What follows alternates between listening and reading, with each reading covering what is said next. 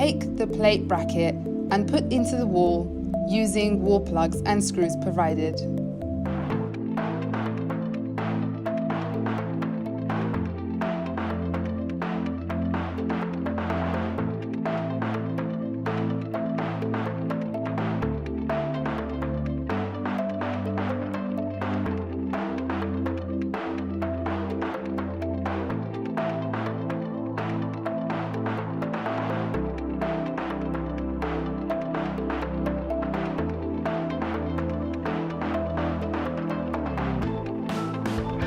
Then attach the base to the plate, screwing the sides tightly.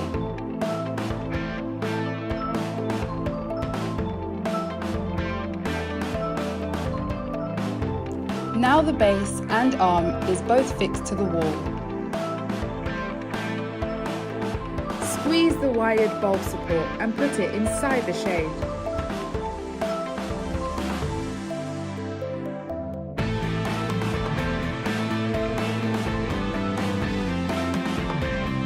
And here's a closer look at the other side.